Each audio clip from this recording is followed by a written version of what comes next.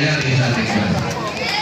Ang PDP lamang po ang pipigil para hindi matanggal ang Vice President.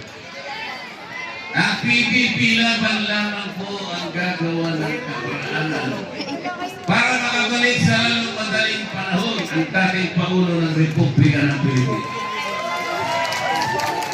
Ano ngayon ang pipiliin ninyo? Yung walang laman o PDP laban? Crowd control po, crowd control! Please lang po! Pero kailangan magkaintindihan po tayo. Gusto ko po salitaan. Morning. Nama ka rally? Parang Rally lang kung ano. Parang salitan sa bulero. Gamitin ko ng bulero. Asaman. Si Jay. Ayaw ko po na i-promote ang sabong sapagkat hindi po. Pa-picture daw si Pero meron isang mabuting katangian ng sabongero kaya wala po po sinasabi. Meron siyang ugali na dapat ito ang taglayin ng isang kandidato na gusto magsilbi sa inyo. Meron isang salita. Pag sinabi niya 20 pesos per kilo, dapat ginagawa eh.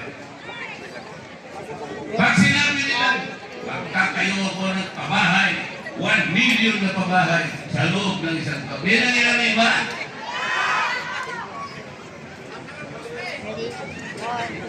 Nagtayo ako kanya ng 5,000 na flood control para hindi na bumaha ang Pilipinas.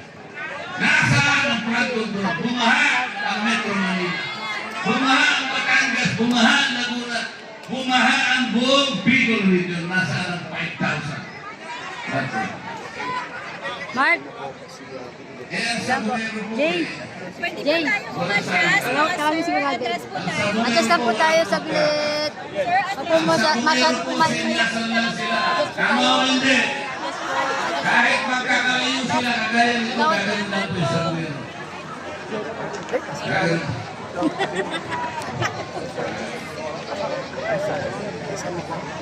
Hindi mo na nasinyas sa sabungan, pero sinyas lang nagkakaintindihan sila. Sinyas lang, hindi tatalikod sa pinag-usapan. Sinyas lang. Pero dito, bakas na nga eh. Hindi natutunan. Nakasulat na nga sa bakas, hindi natutunan. Kaya po ngayon, ang pag-iusap ko sa inyo, salitaan na parang sa Bulero. Kailangan po manalo ang PDP laban sa kadahilanan na aking inilahat sa inyo ngayon. Umakasa po ba kami ng laban na inyong tatanggiligin ang PDP laban para po makabalik kami sa lugar na ito. Babalik kami sa lugar na ito. Ngunit sana po, pagbabalik na. Naramdaman natin ang galit at hagupit na ginawa kay Tatay Digong.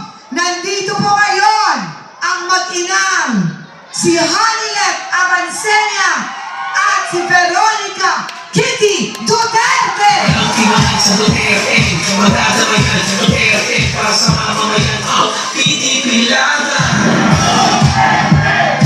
Duterte! Duterte! Duterte! Duterte! Duterte! Magandang gabi ho sa inyong lahat. Kumusta ho kayo?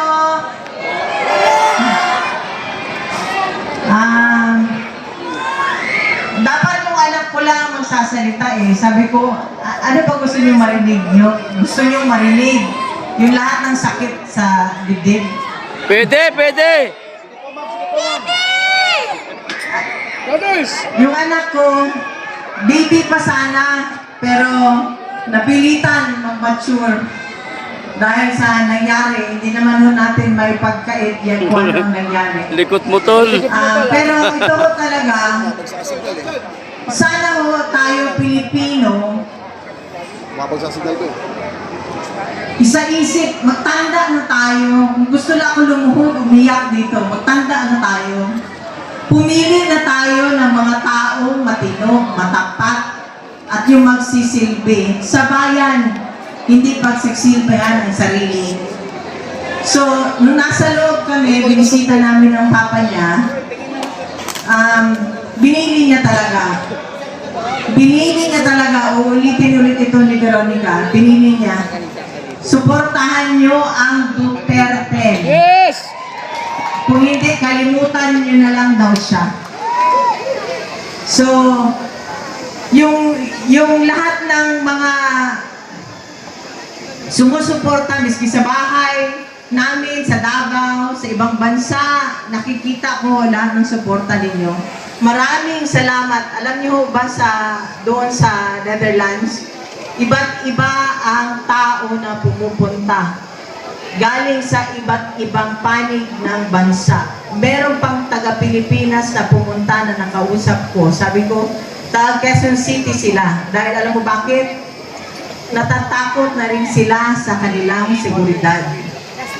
Kung noong una, di ba, mahal ni Pangulong Presidente ang bawat Pilipino, gusto niya maging masaya, safe, ligtas, nakakauwi ng bahay. Walang nangyayaring masama. Sana ho, suportahan ninyo ang mga kandidato ni Pangulong Presidente Duterte. Presidente Duterte, Rodrigo Duterte, yung 10. Nakikiusap po ako at yung sa mga darating na mga araw, maging mapagmatsyag po tayo lalo na sa araw ng eleksyon. Tulungan ho natin ang bansa, tulungan natin ang susunod na henerasyon. Wala na hong natira sa atin. Di ba naalala nyo nung naging siya ang presidente? Naalala ko, OFW ako eh. Lahat ng mga Pilipino na sa abroad, proud na proud maging Pilipino. Pero ano ho ngayon ang nangyari?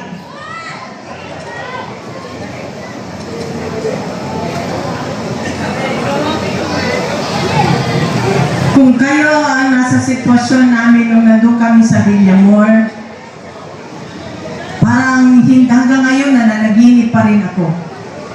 Parang hanggang ngayon hindi pa rin ako makapaniwala. Gusto ko humingi ng tulong, di ko alam kung saan.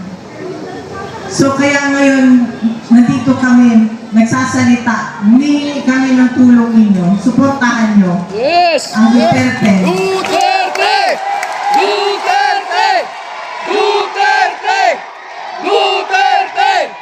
Duterte! Duterte!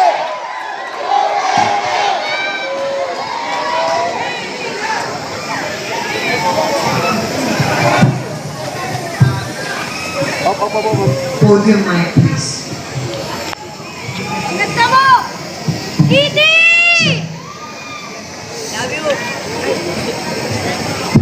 Oh, lamig ang gilong. Magandang gabi sa inyong lahat.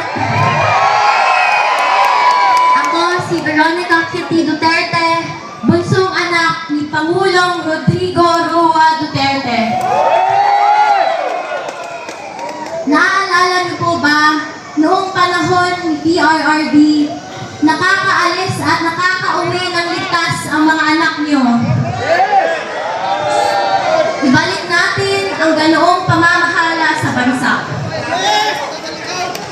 Nandito ako ngayon dahil kinuha nila sa amin, sa ating lahat, higit sa lahat, sa akin, ang tatay ko. Noong March 11, 2025, nasaksihan ko ang pagkidnap at pag-abuso nila sa tatay ko. Imbis na krimen, korupsyon at kahirapan ang pagtuunan ng pansin ng pamahalaang ito, inuuna nila ang pagsira sa pamilya ko at sa lahat ng kalyado nito. Pumili tayo ng matino at matapat sa paglilingkod kasi kung hindi, kawawa tayong lahat at ang mga susunod na henerasyon. Mahalagang magkaisa tayo sa araw ng eleksyon, May 12, 2025. Yes! Yes! Suportahan natin ang PDP laban sa Senatorial Slate o mas kinikilalang Duterte. Duterte!